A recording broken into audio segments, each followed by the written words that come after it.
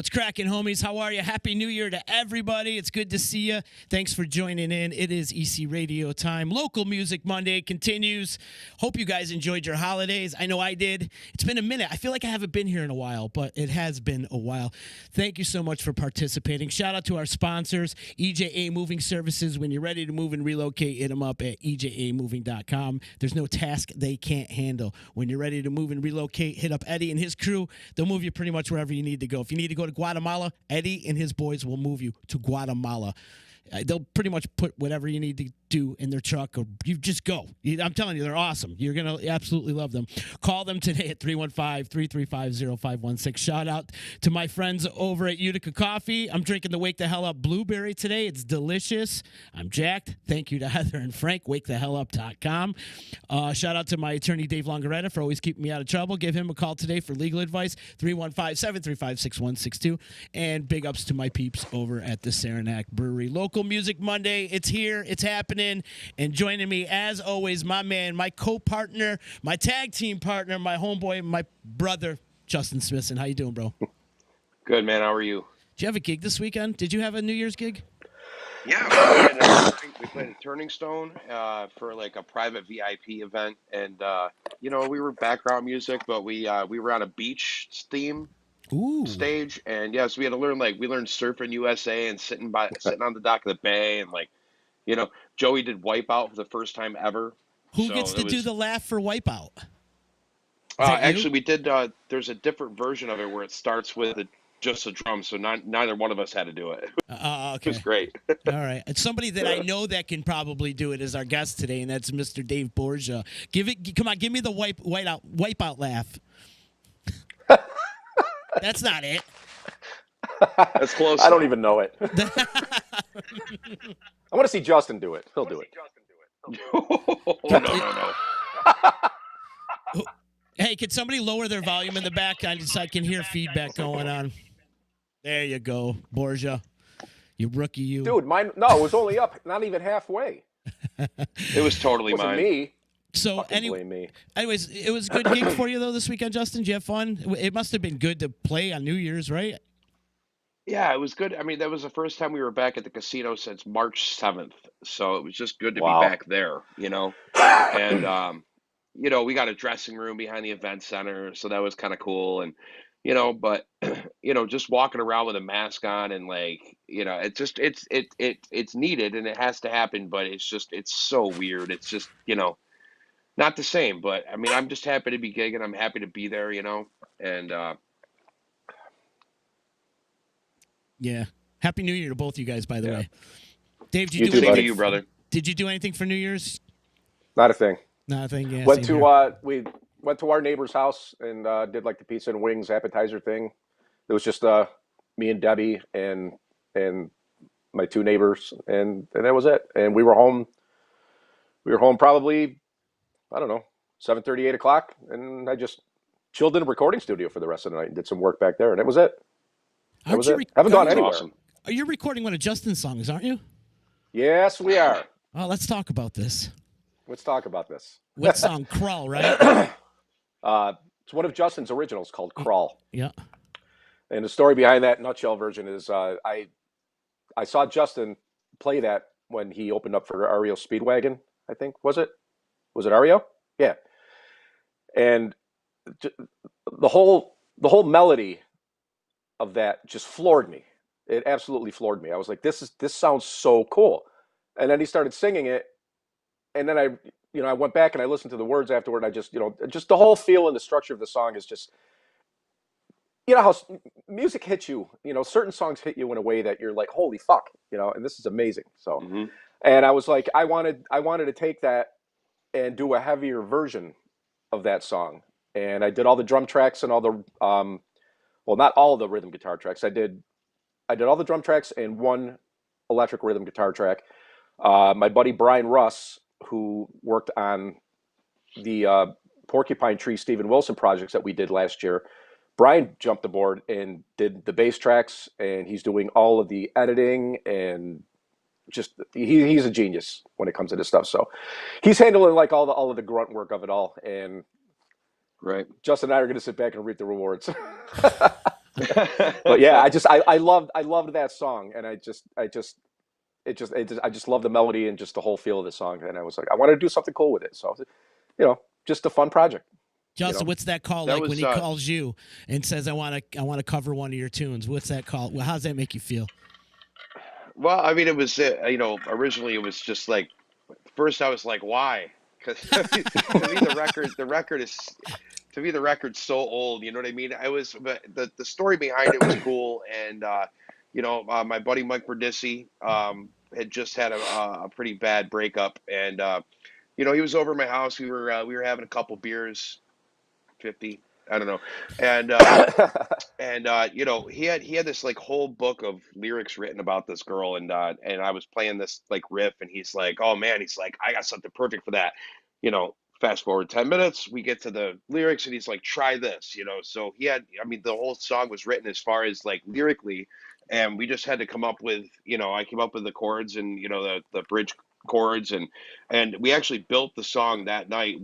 The original demo was done completely in my home studio, and it was just like electronic drums, and I recorded all the music parts, did all the strings and the bridge, and we had a song, and he sang the song originally, and so so props to Mike Berdissi. I mean, that his lyrics made the song as far as I'm concerned. I really they're awesome. So.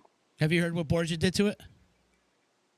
Yeah, I've heard a little bit, and Yeah. believe it or not, it's been a few months since I visited it because you know life gets in the way as things happen, and he's like, no rush, man. So finally, I get my home studio set up here, and I'm able to start working on some different things, and so I put a bridge, which I'd never done before, and so that was something new. I did that. I did acoustic guitar tracks and electric rhythm guitar track, and I just sent it to Brian. So I figured, he could use what he wants and not use what he doesn't want. So, you know, and then I'll probably do vocals Thursday. And Dave wants it a little bit heavier, so I'm gonna tap into my heavy voice. I'm gonna known to do some Alice in Chains every once in a while, so maybe I'll see what I can do there. That's a But fact. Just don't do the bone slaw vocals.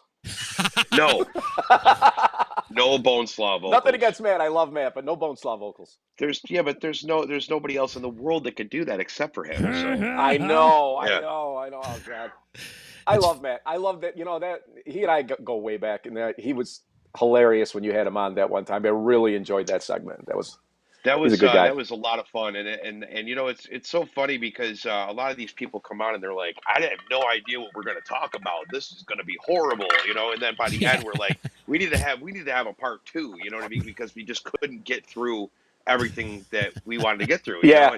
Yep. and Yeah. Totally. I mean, there's only so many musicians locally that will go through it. I'm sure at some point we'll have to cycle back through on some, which will make me happy because there are stories from everybody that we don't make it to, and so it's nice to get everybody back on and see what's been going on in their lives, especially we're hopefully on the back end of this Corona coaster, as Z says. The That's a good in one. the beginning of it, we thought we were gonna be doing this type of Zoom call thing for 2 weeks, and it turned into a few months, and we finally got back in the studio, and it's just I'm hoping that we're on the back end, and we can all get back together, and we're gonna have a big party and a big festival. You That's for know it. damn sure. You know it.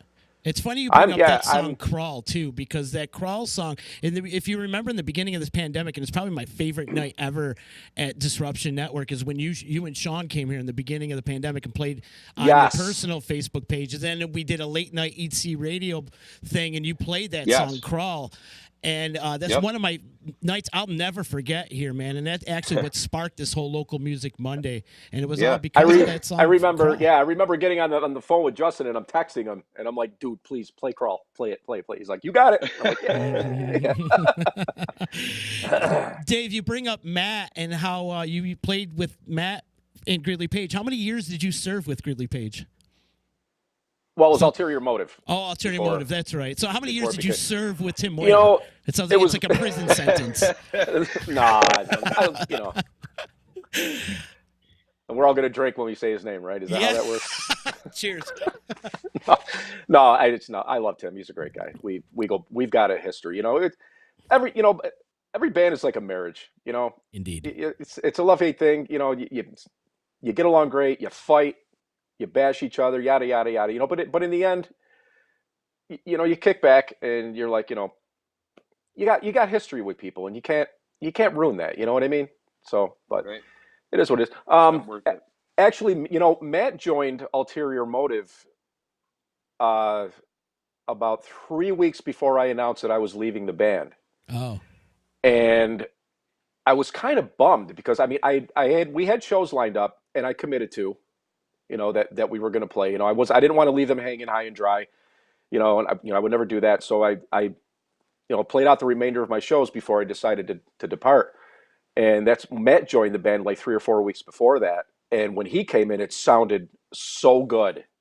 I was like, oh man, do I really want to do this now? Do I want to hang out? I love the way it's, but I made my decision and I stood by it, and they did their thing and I did mine, and that was it, and here they are. Look at them, 20 years strong, and they're still I hammering it know. out. I know for Yeah. sure. God bless them. Yeah. Yeah. Right on, man. Let's talk about back in the day, though, because you were Visigoth, right? Yep. Wasn't that your band Yeah. back in the day? That was What was your 1984. what's your typical Visigoth show back in 1984 like? Oh God. Do you remember? So yeah. Chalk hearts melting on a playground. Well, yeah. Yeah. Just it was so heavy. I mean, Yeah. and we used so much fog you couldn't breathe. It was so Mhm. hot on stage. The lights were ridiculous. Everything, it was metal, man. It was Maiden. It was Merciful Fate. It was the Scorpions. It Oh, was cool. it was just everything 80s metal, early 80s metal, right up until uh, it was sick. It was a crazy crazy time. I mean, I don't remember too much of those days, but it was loud and it was nuts. It was crazy. Yeah, Loud, we like Milo's. it. We like loud and nuts and Milo's. Wow, which is not even a thing Wow. anymore. It's like a doctor's office now or something. Yeah, I think it's a St. Elizabeth's medical facility or something or whatever. Yeah, like we So need another one the of those. building was torn down too? Yeah, yeah, the White Tower Oh, building we okay, yeah. called it. It was on the Devereaux building in downtown Utica. That's gone. That's gone. Right, but And I'm talking about I always said, Milo's man, though. No, oh, Milo's Milo's, is yes, the building's yes. still there. It's on the corner of Culver and No, Welsh Bush Road. Culver and Welsh Bush. It's right Albany. next to Rosario's. Yeah, Gotcha. Okay. actually, they tore the original building down and they rebuilt. Yeah, did they? Gotcha. Did they? Yes. No doubt. Yep. No doubt. I That got a was one video the of that days. show actually on DVD. It's pretty scary. Well, there were so many clubs to Oh, play wow. back then. So were they kind of open to what you guys were playing, the clubs, the venues back then? Because you Oh guys were yeah, playing some I heavy mean, shit. yeah, I mean back then, I mean you never played the same bar twice in like within a month. There were so many places to play. It was Right. the '80s. It was the '80s. It was just a free for all. It was crazy. It was nuts. We had a blast. We had a blast. It was a great time. Wouldn't trade those days for the world. Who was your You know? rival band back then? Because there was a lot of rivals going on back in the 80s. Who was your rival band? Who was the band that was like, fuck those guys, I don't like those dudes? You know what? I don't think we had a rival band at the time. I think well, Luftwaffe was on the scene with us. Taurus, they were also there, with us. You know what? I really did not see any rivals back then. Everybody, we all practiced in the same building. We all hung out together. We all got along great. It was, there. I don't think there was any rival back then. I think, we were just all cool with each other. We all partied together in the same building when we were practicing. And man, if those walls could talk, Right. Oh, I can oh imagine. boy, yeah, it was crazy. It was a lot of fun. A lot of fun. Big time. Good stuff. That's man. awesome. We were born in the wrong era, Justin. Oh my God, you're telling He me, came in all brother. right. Oh, well, yeah, but I mean, you guys had a whole decade of free for all. In the '90s, it was like I always felt like the '90s were like a woman that can't decide where she wants to eat at night. Like you go, let's go to a restaurant. Well, what do you want to eat? I don't care. You know what I mean? And the '90s to me was like, they didn't know what they wanted. They didn't, the '90s didn't know if it wanted to be grunge. It didn't know if it wanted to be techno, or it didn't know if it wanted to be metal. There was so many genres of music to pick from, and on top of that, if you went to a bar and they were big enough to house a band, you might have not lucked out because they were only having DJs playing techno. So, Yeah. we started to run out of places to play in the late '90s and early 2000s because, you know, a lot of bars stopped wanting live bands and they wanted DJs because that's where, what the kids wanted. They come in with their glow sticks in their mouths and everything and doing the weird dancing and everything. And so I mean, it was what it was, and I enjoyed that at least it got me started in it and it showed me a lot, growing up. Right. But I do wish I grew up in the '70s and '80s, man. That was definitely the time where it was at. It was. When I decided to leave Ulterior Motive, it was. I'm not a fan of the grunge thing at all. No. I'm not. Hmm. I just couldn't get on board with it. It just wasn't my thing. I mean, I like some of it, but they were kind of going in that direction a little bit, and it just I'm a little bit older than those guys, so my taste of music was a little just a bit different. And I don't have a problem with it. It was just an era that it wasn't doing anything for me. Yeah. It wasn't happening for me. So I was like, all Yeah. right, well, time to call this a day. I put in almost 2 years with those guys, and what a blast we had. It was Yeah. probably the most fun I've ever had in a band, other than Fallen Angel and Visigoth. I mean, we did, I don't know how many shows. There were countless shows from '94 to '96. I mean, I couldn't even give you a number. If we weren't rehearsing, we were playing out. I mean, it was 6, 7 days a week. It was non-stop Yeah. for almost 2 years. And What I wish I what weighed would back people? that. Yeah. What's that? No, go ahead. What would people, if they were to go to a Visigoth show, what would they expect? I mean, was there like leather pants and, well, I mean, what was going on there? Yeah, it was leather. It was parachute pants. It was bandanas. It was Aquanet, big hair, hot chicks. That '80s thing, man. Yeah, Designer jeans. all of it. Beautiful. It was great. Big. It was Everything was big. big. Everything was big back then. Go big or go home. Yeah. You mentioned Fallen Angel too. That was a very popular band, especially back in the late '80s and into the early '90s. Yeah. I, for one, Yep. remember seeing Fallen Angel at like MVCC and Yep. playing the Yeah. gigs like that. Talk about playing in a band with like Art and Tony and Todd. Those guys they're legends in my eyes. It was. Mhm. It was. You know.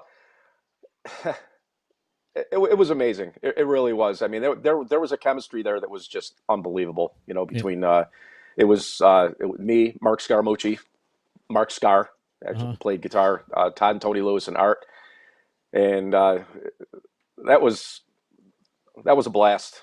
That was. I mean, I can't say enough about that era. That was a lot of fun. I mean, Mm. we did a shitload of shows. I mean, a ton of shows all over the place, and it was dangerous, man. It was really fun. Yeah. I think it was a time when Guns N' Roses was huge. Okay.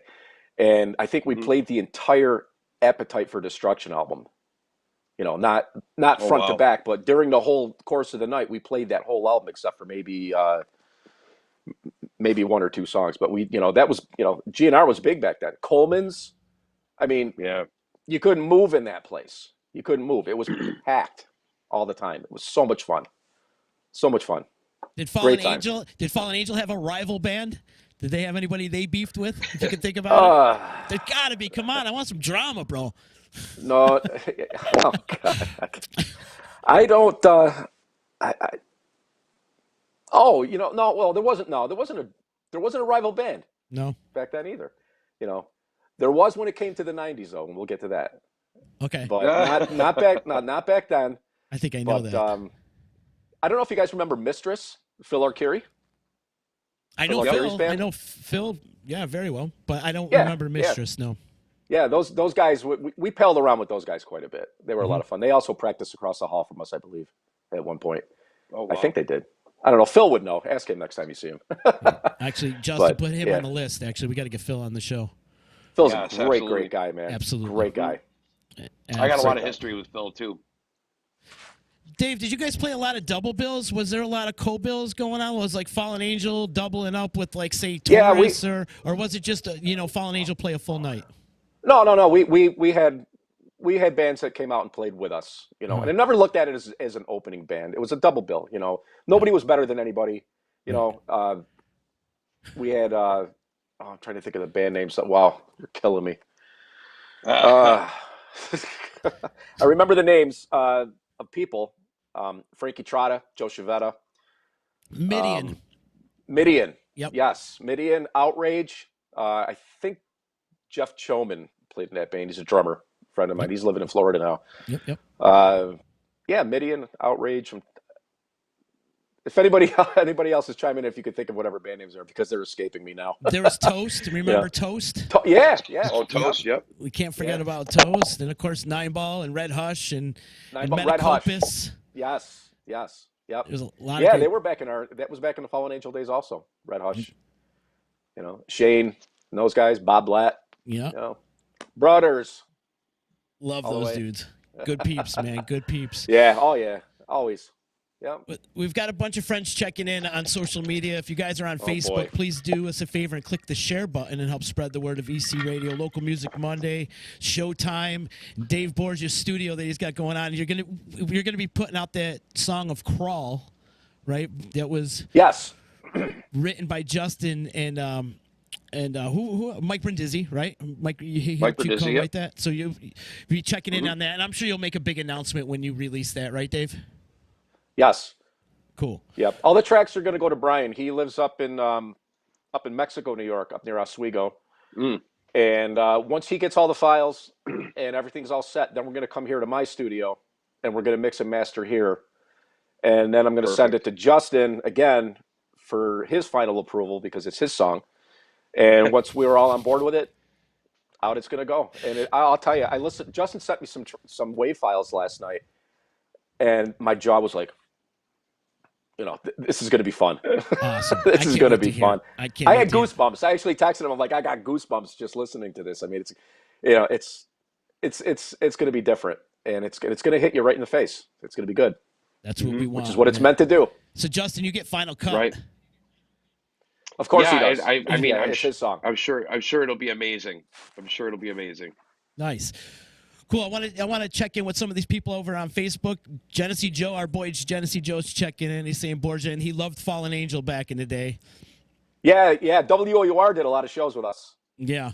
If Joe was playing the harmonica harmonica Jerry back and Allison. then, if he was playing the harmonica back then, he'd probably get up with Fallen Angel and we'd let him. Yeah. Imagine a harmonica on 2 minutes to midnight. It'd be hilarious. Our friend Michelle McSweeney checking in from Utica Coffee. She needs a live concert so bad. You and all of us, we are all jonesing for it. We're all jonesing. Speaking of Michelle, yes. I think she's a North Utica girl. I think she lived on my street, if I'm not mistaken. Well, actually, she wrote down, she said she grew up in Syracuse, and Syracuse live music was her jam. Oh, all back right, in the that day, might be a different one. Probably. All right, okay. And then our boy Rick Smith chilling with the Rick, and he wants Rick. to do we talked about doing a local music festival once this Corona coaster is over with. So yeah. We all need to put our heads together and make that all happen, right, Justin? Yeah, I'm so on board with that. Got to do it. And he's also saying, Justin, you could do part 5 of Chilling with the Rick. Uh-oh. And this Justin Smithson break is brought to you by EJ8 Moving Services. All right. Moyer's laughing about how long did you serve? And we come to find out, Dave, you served 2 years with Ulterior Motive. I want to say it was October of 94, and I left in January of 96. So maybe 14 months. They're 15 months, I believe. If the dates are right, Moyer, also shout out to Tim Moyer too. He's our unofficial sponsor of Local Music Monday. He's also saying play Warm Wet Circles, Dave. What's that? Marillion. So dear to my heart. Got you. It's one of your favorite bands, everybody right? who knows me knows that. Mm-hmm. What's that? It's your favorite band right there. Oh, yeah. I mean, I actually got a bit of a history with those guys too. Not a lot, but they called me up on stage in Montreal, and I got to play Ian Mosley's drum kit in front of like 2,000 people from 32 different countries. Wow. And I was just, wow. I mean, Debbie knew that it was happening. The people that we were hanging out with in our little circle knew that that was happening. I didn't know. It came as a complete shock to me that they were going to call me up there. And I was just blown away is an understatement. I think about that every single day, and I just smile ear to ear, you know. And that band, they're just wonderful, wonderful people. Their manager, their everybody in their crew treated me like gold. You know, It's awesome. you know, hung out with them a lot of times on Cruise to the Edge, a whole bunch of different shows through the years, and they're wonderful people and just a phenomenal band. You know, and it doesn't get any better than that. That's awesome, You man. know? It's like your dreams coming true right there. It was. I mean, that Beside was. I mean, yourself. I got. You know, people say they get their 15 minutes of fame, and to be on that stage, I didn't play a song with them, but I was able to get up there and play Ian Mosley's drum kit in front of everybody, and it was just. I think about it now, and I get chills. You know, I mean, what band does that for their fans? That's super cool. You know what I mean? That's the kind of band that they are. Super You know? cool. Moyer also wants to mention the time you guys were in Rochester and you drank at the bar after the show. Tell him Bo Peep and Sheep. What? Yeah, I don't know, bro. I'm just reading Rochester? off whatever. I don't even remember playing in Rochester. You sure that was with me? Yeah, he said we stayed No, at the bar and drank after the show. Tell him Bo Peep and Sheep. LOL. So I don't know. It must be some Man, kind of, you don't I'll have to remember? get with Tim on that one because I don't that one I don't remember. Unless he's thinking up in I think it was Sodus Bay when we played up in Sodus Bay up on Lake Ontario. Maybe that might have been it. I don't know. Which is north of Rochester, right? Sodus Bay. Yeah. Yeah, pretty yeah, much up on around. Lake Ontario. That might have been up. That might have been the Sodus Bay gig. I'm not sure. Gotcha. What decade do you think you burned the most brain cells out in the 80s or 90s? Uh, I want to say the 90s. 90s? I want Same. to say the 90s. Yeah. Wow, I would have I expected mean, the 80s. Me too, no, I actually. mean, yeah, the Yeah. 80s. The 80s. You know, kind of started in the 80s. You know, but I think the 90s were. You know, I was in my 30s then, and it was a little more nuttier than it was because I played a lot more. You know, we played a lot more in the 90s. I played more in the 90s than I ever played ever. You know, Wow. I mean, I did the most shows of my life with Ulterior Motive. You know, they were countless. I couldn't even give you a number. Grinding. So, Yeah. yeah. Okay, Yeah, it was crazy. Our boy Roy Costin checking in. Roy, good to hear Roy! from you. What's up? He's mentioning Ardent and DC Strut, a couple bands he Yes. played into in the Yep. back in the day, and more Yeah. more local bands that are legendary. I remember seeing Arden at Milo's. And they had a girl singer, right? If I'm not mistaken, I think. I'm pretty sure they did. Anyway, funny story.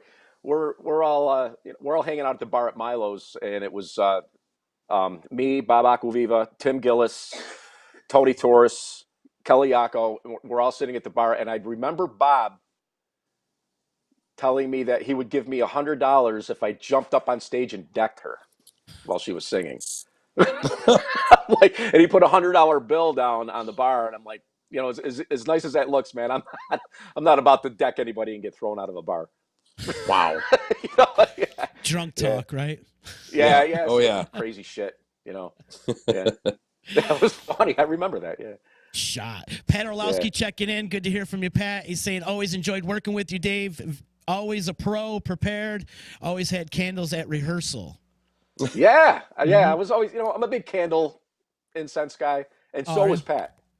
So was Right. Pat. Pat always had something burning in the practice room before we came in. You know, that Magna Champa or whatever the hell that incense Knock was. Champa. Not yet. But, yeah. So yeah. Pat's a candle nut too. For sure. Yeah, You're like, I like candles. You know, it's ambiance. here, brother, smell my fragrance. Right, yeah. Yeah. A lot of history with Pat as well. You know, he and I go way, way back. Kim Tobias is saying, Dave Borgia, you rock. I think so, Hi, too. Kim. Jeff Yep, Adderman, Kim's a North Utica girl. We grew up together. Jeff Adderman from Big Blue North is saying, gee, Justin, maybe you should record. Hint, hint. And hi, Dave. Yeah, love you too, Jeff. No, you should record, Justin. You should get that thing going. I know you've been inspired to record some of your original music, man. So Yeah, I absolutely have been, and I got to work shortly before Christmas, and then I had what I thought was going to be 10 days with my son, which is amazing. We had like through Christmas and New Year's, it was great, and and then it got to the end, and it was like, okay, Monday he's going to go back to daycare, and everything's going to be great, and she's closed till Thursday now, so I got him. I mean, I have him till Thursday, which is great. I love it, but I got this brand new like home studio thing that I'm definitely being super inspired by right now, and I'm so excited good. to get up there and work. And my wife, which I love her to death. I mean, anytime I want to go up there, I'm like, I'm gonna disappear for a minute. She's like, go right ahead, that's great. I'm like, awesome. So it's just I'm very excited, and I just I'm looking forward to it, and I'm looking forward to getting back into Big Blue because it was just it's been too long. Yeah, for sure. That's for sure. Great facility over there. Hey, Justin, if you need drum tracks, hit me up. Love to work You got with it, brother. You know a guy? Absolutely. I know a guy. Yeah, I know lots know of a guy guys. who That's knows the a guy. great. That's the best thing. I think I think it'll be fun just to get a lot of special guests on. You know what I mean, and do it'd be fun to do a record that way because I mean I don't get a chance to work with a lot of these people, and it'd be nice to we kind of did that a little bit with the Christmas CD, but Yeah, it'd be nice to do something original. So Yeah, you do it on your own, man. And you got such a big pond to fish out of as far as musicians go locally. It'd be Sure. great to see you do a collaborative album with a lot of the local musicians, man. I'll sponsor. Definitely. I'll be the All right. sponsor. Boom. I love it. Me and Moyer. We're going to sponsor. Hell, I'm signing Moyer up, too. I'll even pay him. Dude, here's $100. I'll give you drum tracks. Yeah, right. I just I'm glad that I can hear you guys now and see you guys again. I had a little technical difficulties there, and I had to jump off and back on. So don't use AirPods on a. Oh, did you lose me? No. No, I see you. He's busting your chops. Oh, okay, good. Oh, okay, good. He probably. All right, everybody Well, it's freeze. just don't. Yeah. Freeze. Don't use don't use AirPods because you touch something and everything goes off, and then you try to mess with it, and then all of a sudden I get this thing that says your AirPods are at 20%. I'm like, I just charged them. So Yeah, not a big fan of those. I tried those once and they didn't work for me. I use Bose.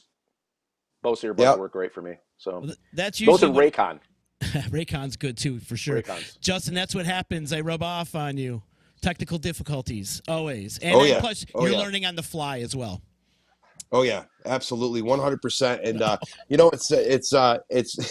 it's great. I've learned so much since we've been doing this here local Monday show, and I'm just looking forward to even more time spent learning. You know what I mean? So I enjoy being on the radio, being on podcasts and stuff. It's something I've always enjoyed doing. So Right on, bro. Yeah, this is cool. I think this is my 5th time Is it? I was going to on ask this you. show. It was one of my I think it's questions. to ask you. I know you either 4 or 5 times. Yeah. came out with Max a couple times too, right? Came out with Max once. That's when we did the Porcupine Tree Steven Wilson covers Oh, that's with right. me and him and Brian Russ. Which Justin, make sure you check that out, man. yeah, you Great sent me the stuff. link. I appreciate that. I'm definitely going to take a listen. Yeah. Yep. It's fun to record with Max, right? Not just recording with him, but hanging out with him. We had a whole bunch of our group that got together this past October. A lot of people in the Marillion prog rock family that were really close to him. We rent cottages up at Nelson's up in Inlet. Uh-huh. And this last time around for the grand finale of the year, Max and Kelly came up with us, and it was Max's birthday. And he didn't know it. We surprised him with like this whole Italian dinner, and Oh, wow. my good friend Shirley Savoy, her and her husband, they made a cake and made dinner and everything. And he had no idea what was going on. We didn't tell him it was his birthday weekend, and he was, So he was just awesome. floored. And then we had this, me and him and Brian Russ. Brian came up. We had this, this cool acoustic cajon Cajun jam thing in one of our cabins at the camp, and we had to throw the kitchen table out into the porch because there wasn't enough room, and we had all these people crammed in, and it was just a lot of fun. And Max was just so appreciative and blown away. And working with him is great. I mean, the time that we spent in the studio in Syracuse working on his stuff, I mean, he's so deep and he's Yeah. so intense.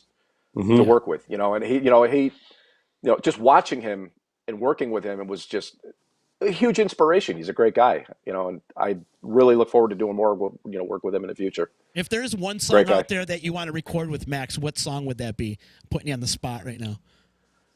One song with Max that I would want to record. One song with Max. Shallow by Porcupine Tree. Shallow. From the Dead Wing. Very cool. Love it, man. Check that song out. Definitely. I'm a fan of Porcupine Tree, that's for sure. Max is checking in too. He said he got a new stretch mark after that dinner. Yeah, we all ate very, very well that night. That was a fun night. That was a good time. We got the Moyers. Both of the Moyers are on right now. Yeah, this is getting crazy. It's starting to get a little nuts right now. Come on, crazier the better. Bring it on. First of all, Borgia, Tim's saying yes, it was Sodas. So he's talking about that Sodas gig. If you remember any of that, do you remember any details on that evening? I did. Oh God, I remember. Oh man. You know what? I remember we set up inside, and then they wanted us to move to the outside after we had everything set up inside. Oh God.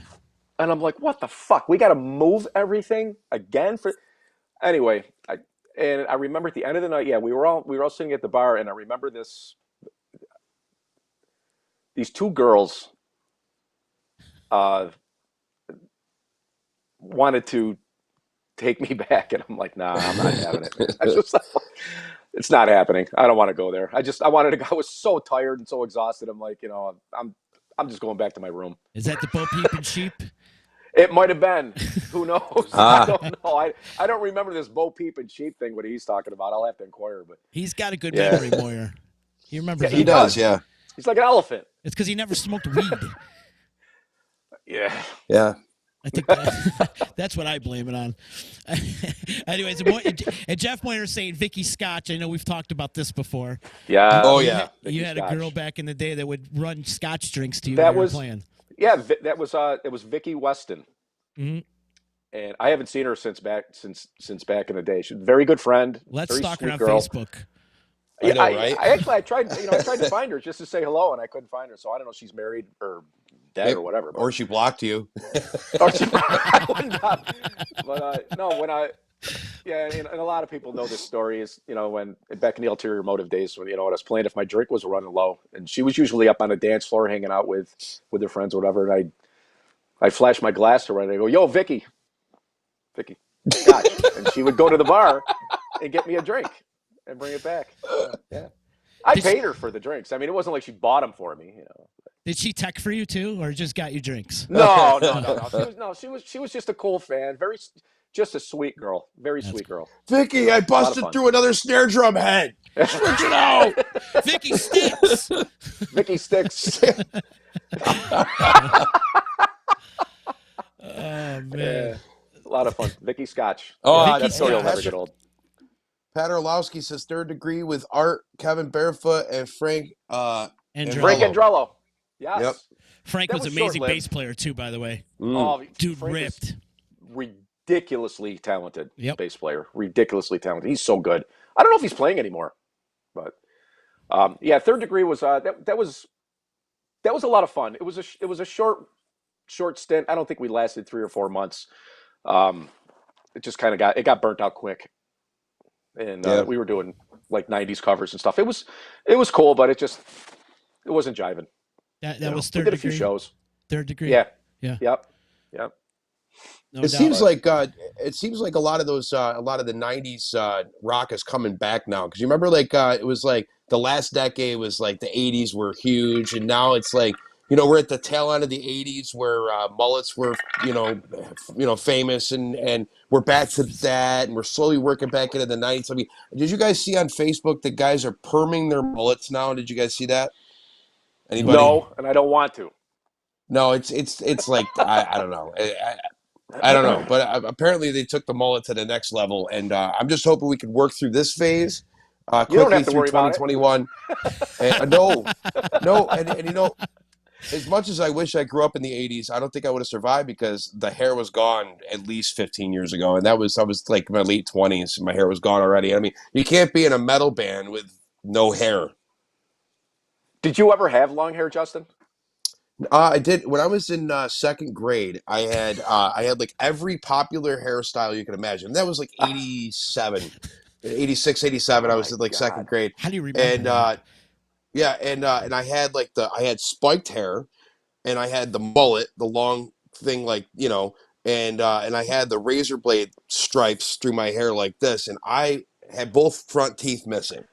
So I was such an, I was like, I got to do something. I mean, the no teeth thing is just not working. So I got to do something. So, I went straight up Joe Dirt on everything. And I got the mullet with the That's spike. And hilarious. I mean, I was Joe Dirt. Picture Yep. didn't And I had happen. like, yeah. There's a picture. I got it. As a matter of fact, I think it's hanging at my mom's still, and I'll have her take a picture of it because I had, remember how you used to sit like this when you got your school picture taken, Oh and yeah. then they had the blinds behind you that had like red, like you go red and black, blue and black. I did Yep. red and black because Yeah. red was my favorite color. So, you know, I was a rock star back then, man. I played the guitar in second grade. I thought I was, but yeah, I'll get a picture and post it. We need to see this picture. Yeah, it's pretty crazy. Hey, Dave, Max is saying Yo. if he was to record a song with you, it would be Tiptoe Through the Tulips. Who? Max? Max, yeah, if you guys were to record another song together, that's what he wants to record. Tiptoe Through the Tulips. Tiny Tim. Tiny Tim. Max, come on, brother. Don't make me fire you. Well, maybe you guys can metal it up a little bit, change it up. That might be a dig on Moyer though. Give it. Whoa, that was the dig No. on Moyer. You guys are shot, man. Dave, are you jamming with anybody now? No. No. No, I'm not. I mean, as far as like physically playing or, with like other people, no, I'm not doing anything. I'm just working in the studio. Gotcha. Just, doing my own thing. I'm actually, I'm a dinosaur. I'm new to the whole software thing. I'm like, Justin's laughing. I'm lucky that I can like work GarageBand. So now I'm like, I'm graduating into Logic Pro X and working with that. I'm also going to be working with a Studio One program. And I mean, I hate the technical shit. I just want to set something up, play, record it, and listen to it, and edit and mix. Yeah. I don't want to have to go through a million different screens and a million different menus to do shit. But Right. with GarageBand and with Logic, I got a whole new perspective on it, and then I'm like, wow, I can actually do this. Yeah. I'm old school. I'm Tascam old school. With the Porta Studios, the cassette Porta Studios, and then when Tascam went digital, I went to the the 2488 Tascam huge model, which is all all digital, and that was easy to work with. And now to go with software, my first time actually, like I said, I'm old school and I'm late to the game. But working with GarageBand and Logic Pro now, and then I'm gonna be working with Studio One. I'm really looking forward to diving into that. And so far, it's going good. I haven't hit any major roadblocks with it, so it's coming along nicely. I'm a dinosaur. I'm old school. Yeah. I wish I had a reel-to-reel machine.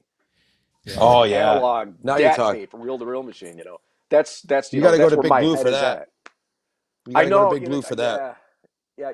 I played in a band called Forecast with Kevin Barefoot and Walt Butler, and Oh wow. we did a ton of Rush and Queensryche and Sick. like Joe Satriani, all that kind of stuff back then. We were like a three-piece prog band, and we recorded a demo of all originals at this. I can't remember the name of the place in Syracuse, but Walt has the original DAT tapes of those sessions. And what I Oh want to cool. do is I want to get those tapes. And if Jeff Adderman, if you're listening, if you have the machines to do this or whatever, to transfer, I want to remix and master that project because it sounded good back then, but in today's standards, it would sound like shit. So I want to get those tapes back from Walt and bring those in and remaster those files. But yeah, those are That'd cool be awesome. songs too. Yeah, that was a good time. Yeah, I'd love to hear it. My Yeah. my approach to drums has changed in the last 5 years. I got hurt pretty bad back in 2005, a work-related injury, and I suffered permanent nerve damage on my left side through my neck and my arm and hand. They don't function the way that they should. I play a Roland TD 25K kit, and I changed my whole approach to playing, my stick movement. Everything's in closer to me now, so I'm not. It's very hard for me to play an acoustic drum kit because there's a lot involved. It's a lot more cumbersome. Whereas with the Roland kit and everything being right in front of me, I can program any kit I want in the world. I use Easy Drummer software, and I MIDI that out of my Roland kit, and I play all the Easy Drummer kits, and the editing is endless. I can pick like the top-notch DW kit, or a top-notch Sonar kit, or a top-notch Yamaha kit, and I can play all of those drums in that software program, and it sounds like I'm actually playing that kit. I mean, the technology is amazing with Easy That's Drummer. cool. So my approach now to the drum kit is a lot lighter. I don't have to pound anything. I mean, I can easily just still feel everything and move away, move around the kit in a way where it sounds thunderous and it still feels good. So I don't have to pound like I did in the 80s and 90s anymore, which I'm not able to do at all. When we did Hammerfest last year as a tribute to Jerry Yearman, our lead singer in Visigoth. Z, you remember that show? Yep. And I only played like 4 or 5 songs that night because it took every ounce of energy for me just to get through those songs because it was killing me to play that stuff. I had to go back 35 years to the Visigoth era and play some of that heavy shit. And I remember getting off of that gig that night, and the next day I couldn't move for like 3 or 4 days. I was shot. I mean, I gave it all I had. I wasn't happy with my playing that night, but I did the best I could with it, and I hope I did it justice. But yeah, so yeah, a lot has changed. Since I got hurt. I'm a lot lighter with the playing and a lot more dynamics and a lot more stick feel, and going that route. So with your injuries, going back 35 years into that catalog, does the muscle memory come back for you, or is it just something you got to relearn all over again? Oh, no. The muscle memory is definitely there. I mean, songs that we played back in 85, 86, I didn't even need to rehearse them. I didn't even need to listen to them. When we went for rehearsals, we rehearsed at Nothing Fancy for those shows. Like 2 weeks before, we were in that bar, full setup, and we full lights, full PA. It was like dress rehearsal, for this upcoming show. Mm-hmm. And no, I mean, I played those songs like I knew them. Muscle memory was totally there. No doubt. It wasn't even a thought. Crazy. After 35 years, Yeah. Muscle memory is a beautiful thing. I mean, I never ever forgot those songs. The Green Menelishi from Judas Priest, Say What You Will from Fastway, Big City Nights song from the Scorpions, great 2 song. Minutes to Midnight by Maiden. I mean, those songs, I mean, they all came running back. Cold Gin from Kiss. I mean, come on, just great stuff. Yeah. Nice. Adamant saying there's no DAT machines at Big Blue. Ah, shit. Bummer. Yeah, he's got the We'll work tapes. something out. He's got the tapes, but not the DATs. Okay. We'll find it for you, brother. We will find Yeah, it I for got you. it. Yeah, because because I think the ADAT tapes, like they kind of, or the DAT tapes or whatever, look like VCR tapes. I think. The little. No, it wasn't. It wasn't those. It wasn't. little It was a reel-to-reel machine. Oh, Was it reel to reel? Do you It remember was what a size? reel-to-reel. I mean, 'cause Yeah. depending on the size of the tape, he might be able That's to play what it, I don't but know. yeah. I would have to check with Walt Butler on that because he's got the master files. He's got the master copies, I should say. I know that it's a certain inch tape that it would have to adapt to whatever machine was going to be able to use. So he would know. I'll check with him and find out. What's average? Like 2-inch tape? I think it's 2.5, maybe, or 2.5. I can't I remember. think. Jeff knows. I Yeah, think it's 2.5. I think is what. Yeah, the machines he has there, I think, are 2.5. I'm probably going to get corrected slightly soon here. Yeah, smacked upside the head. Exactly. It is what it is. Yes, yeah. The DATs. Jeff just said the DATs were tiny little cassettes. Yeah, they were the little tiny. They almost look like Remember what you used to put in the old video cameras? The little tiny handhelds. cassettes you'd put. Yeah. Yeah, the handhelds. They Yeah, look like these that. weren't cassettes. So this was dead on reel to reel tape Real the real. Okay, that yeah. you So that's spliced with a razor blade. You know. yeah. So that's they're either 2.5 inch, I think, or 1.25 or something like that. I can't remember. Jeff will pump. He'll come in soon, I'm sure. But yeah, um, yeah. But it's I would love to hear that. Absolutely, just because I mean it's and like I think a lot of people are posting a lot of videos, especially since Bob Acquaviva started going through all the stories that he's told about bands that he's recorded at his place, and like showing video of people from Milo's, which I mean I wasn't around when Milo's existed, which You were it born, kind you of just weren't sucks. around. Right, yeah. I mean, I don't know. Do you remember when Milo's closed?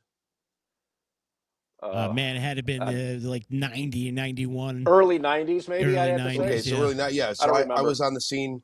I was on the scene in '94 is when I started. So it was past me, or it was before me, I should say. So Yeah. Because at one time it turned into a teen club, like right after Milo's, it turned into a teen right. club. Did it And really? What was it? yeah, because I got in trouble drinking out Oh, back I of it. remember that. It was a non-alcoholic bar. Yeah, Am it I was right? a teen bar. Was it a Yes. non-alcoholic bar? Yeah, and Okay. then somewheres down the road it turned into a medical facility. Yeah, Yep, like I yep. said, they knocked the original building down and they rebuilt it. It's an affiliate of St. Elizabeth's.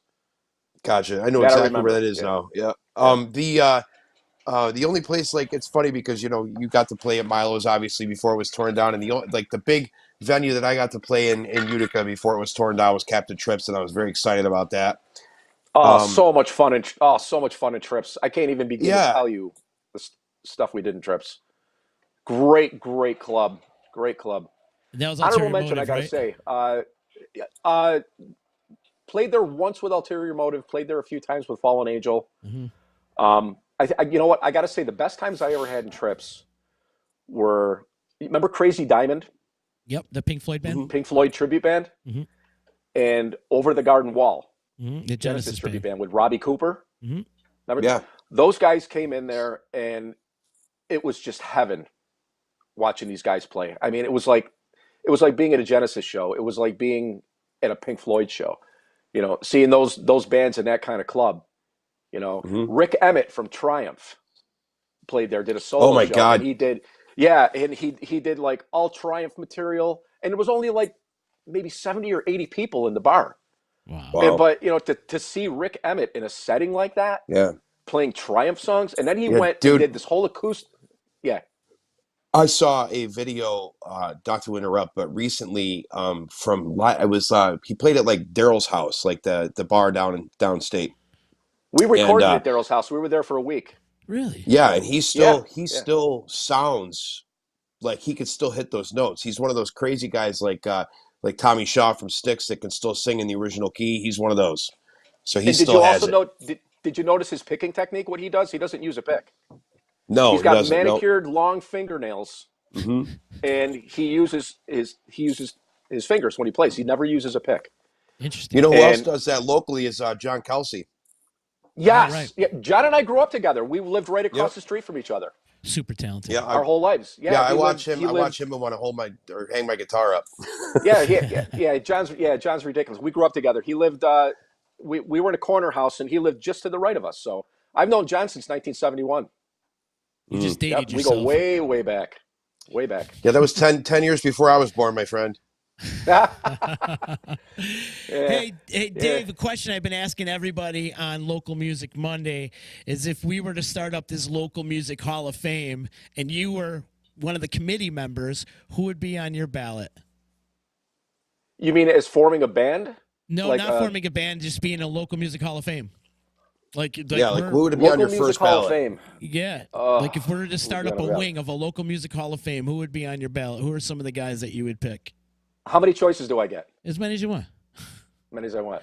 You can Uh, rattle off a few names. Tim Gillis, Oh yeah. Kelly Yako, let me see, Tony Torres.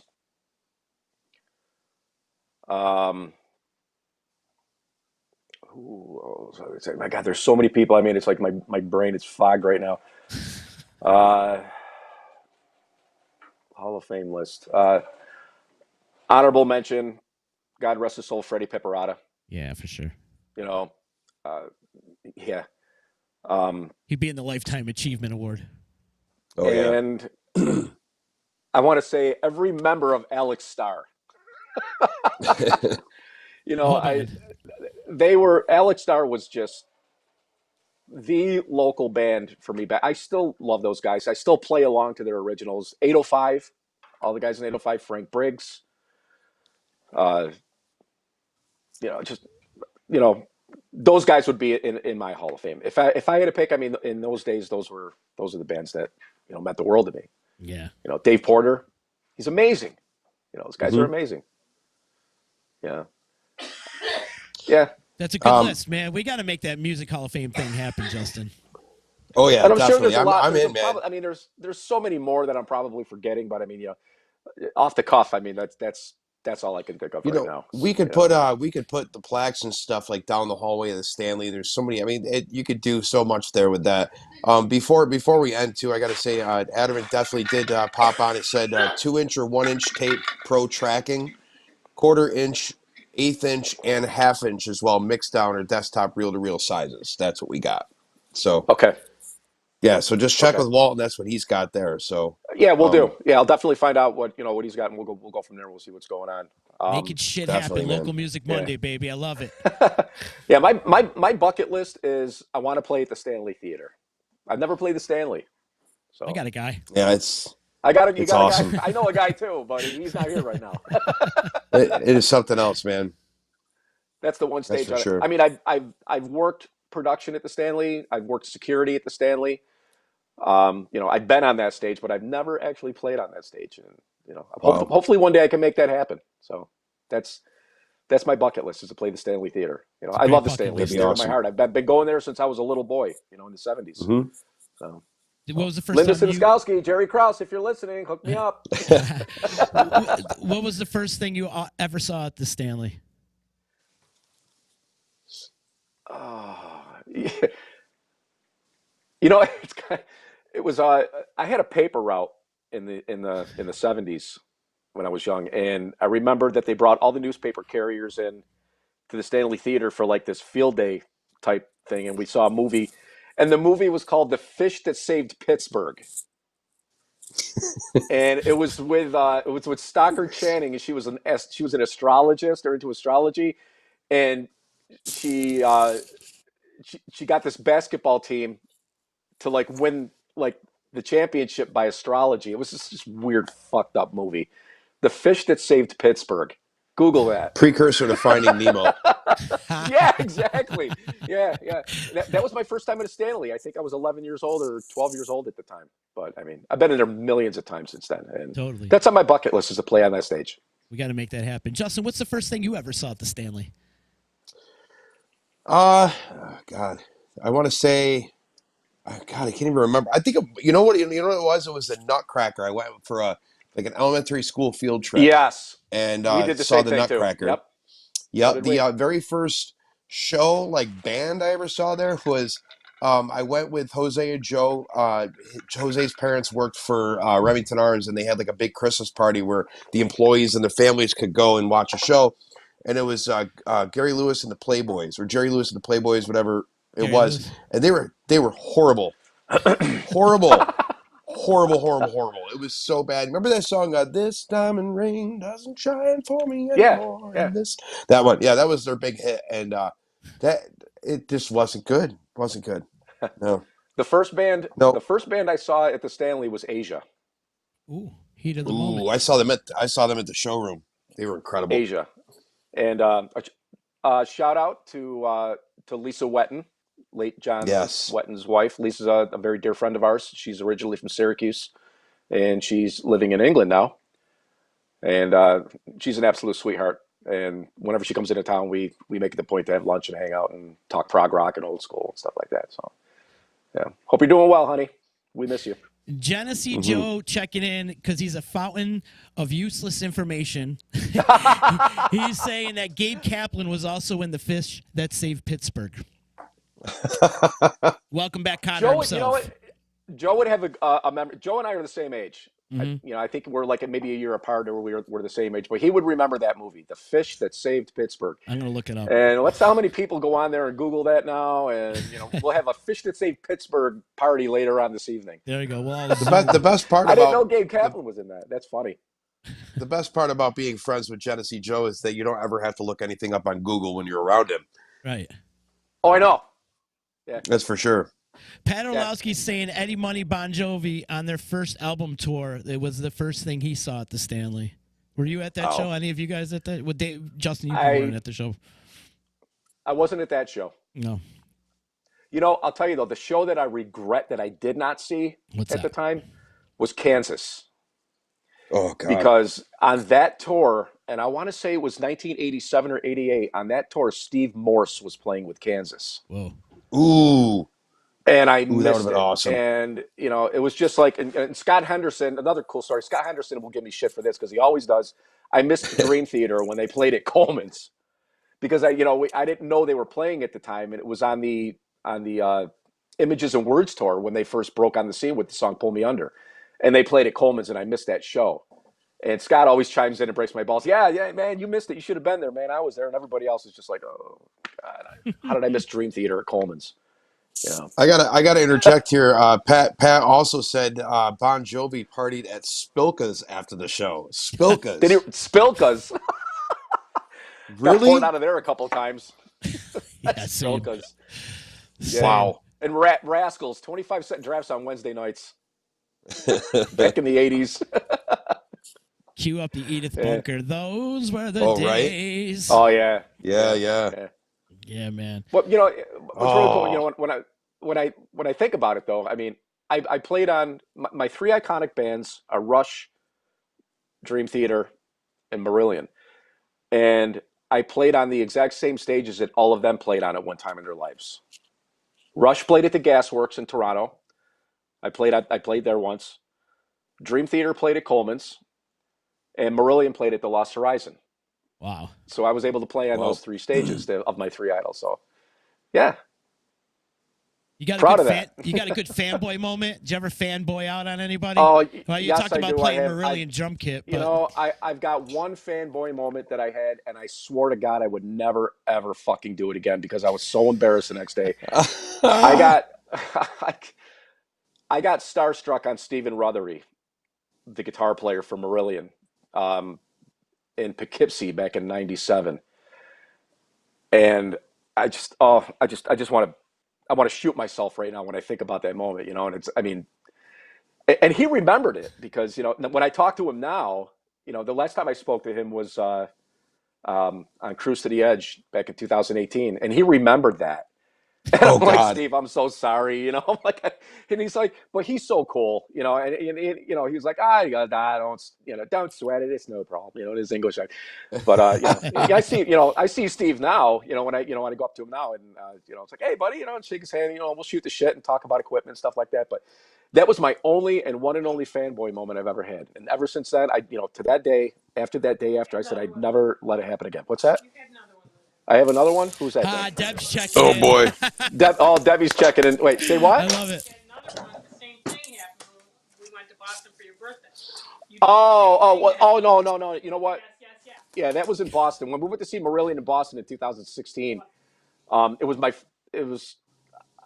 was my first show seeing those guys since my best friend George Dunbar passed away. And he was a huge Marillion fan. He brought me to my first show, and it was my first show seeing them without George at the show. And I went up to Steve Rothery after that, and I broke down in tears, Wow. because the show was so moving. It was one of the best Marillion shows I have ever seen. It was the first one that I saw without my best friend being there.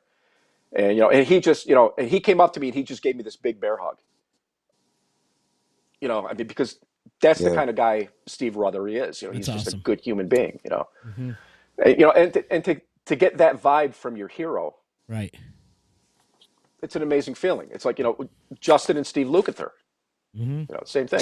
Yeah. Justin would give him a hand job if he could. Now, wait a minute. That's not even right. Well, I wouldn't even have That's gone not there. even right. and it's not. Hand job, Everybody's Justin. got. Man. The thing that kills me about this whole thing. You're not the only person that said that, but the thing that kills me is that if I had Jimi Hendrix as my idol guitar player or Stevie Ray Vaughan as my idol guitar player, nobody would say anything. But because it's Steve Lukather, all of a sudden I want to give him a hand job. Unreal. Say you No. won't.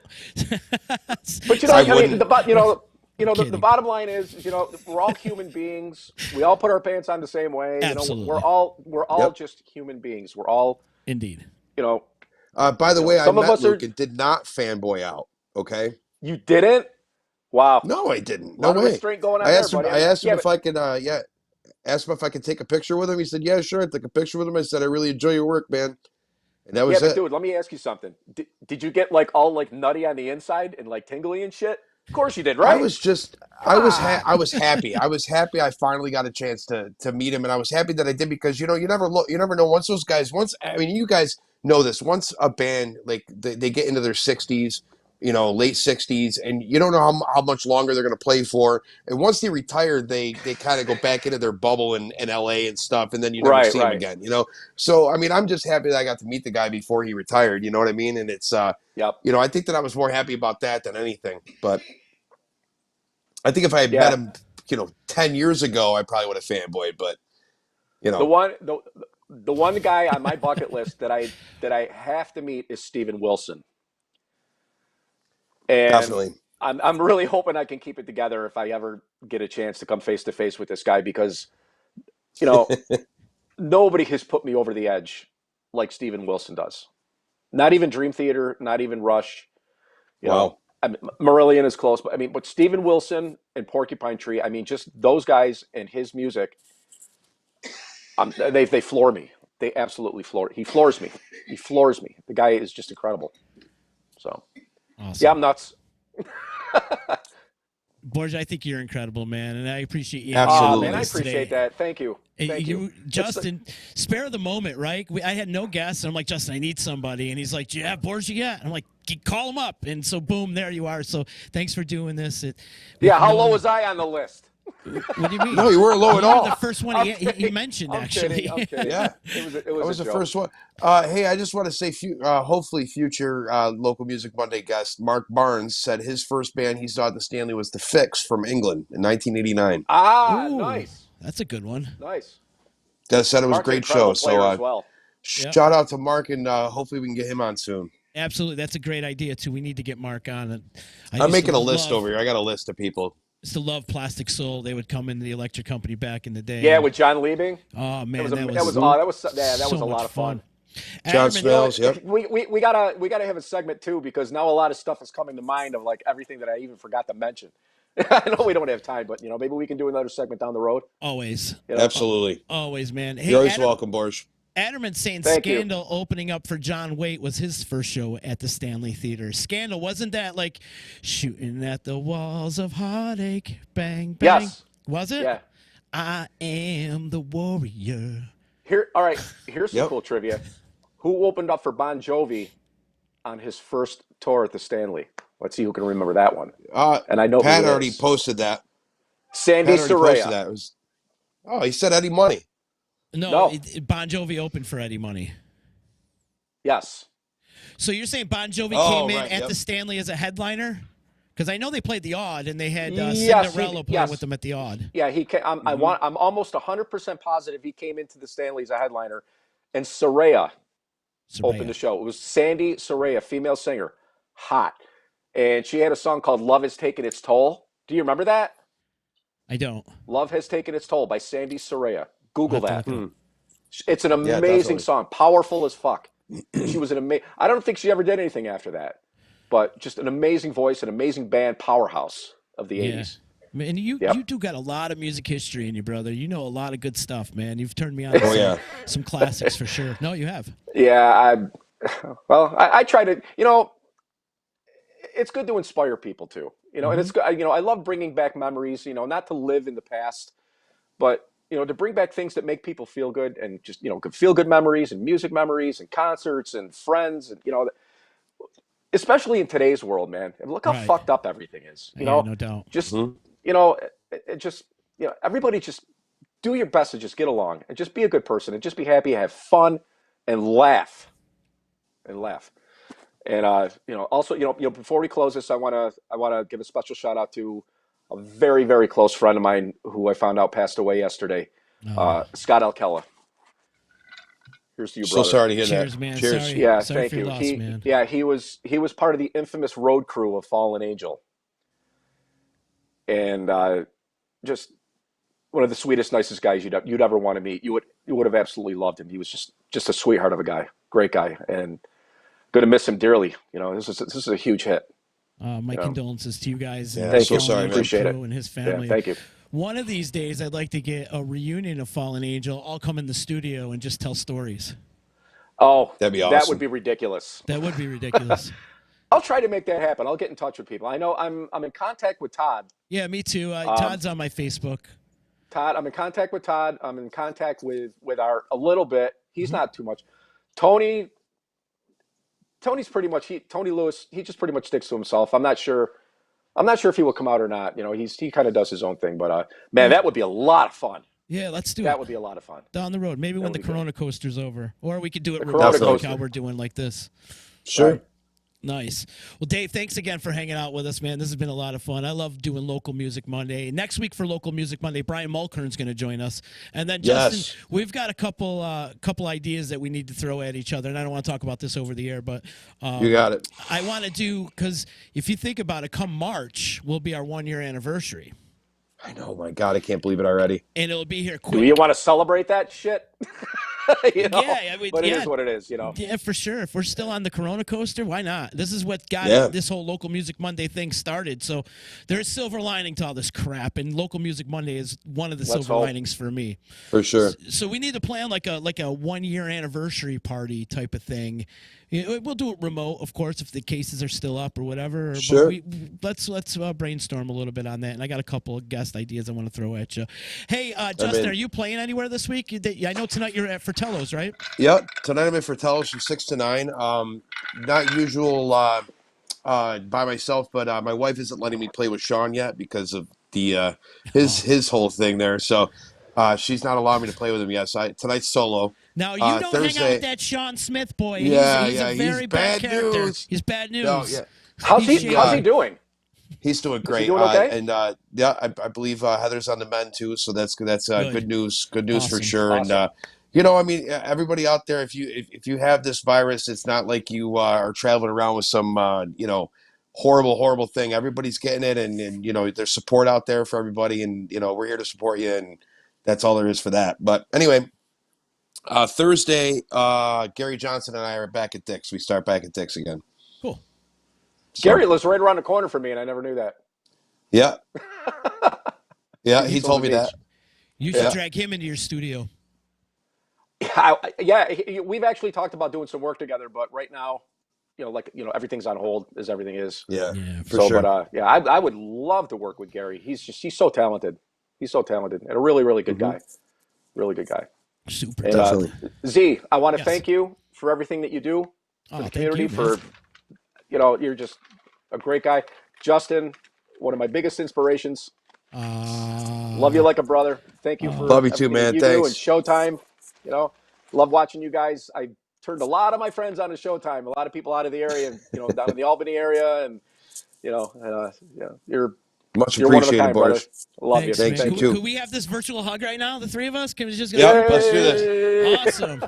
Awesome. No, Dave, thank you, man. And thank you to my sponsors, EJA Moving Services, Dave Longaretta, my attorney, Utica Coffee, Saranac Brewery, and also want to remind everybody, too, we have Disruption Network merchandise. So if you guys are in the market for some merch, I know, Dave, you got a T-shirt. I know it took a little I bit finally of time. arrived after a month and a half. I got it last week. And the Poor funny thing guys, is- those guys got caught down with COVID over there at Seasonal Sports. Yeah, so they it's had all to good, shut you know. down and stuff. So I'm sending no my problem. wishes out to Freddie and his crew over at Seasonal Sports, who does our merchandise and stuff. But they felt ill in the last couple of weeks. So And the thing is that I wore that shirt yesterday for the first time before Justin asked me to come on the show today.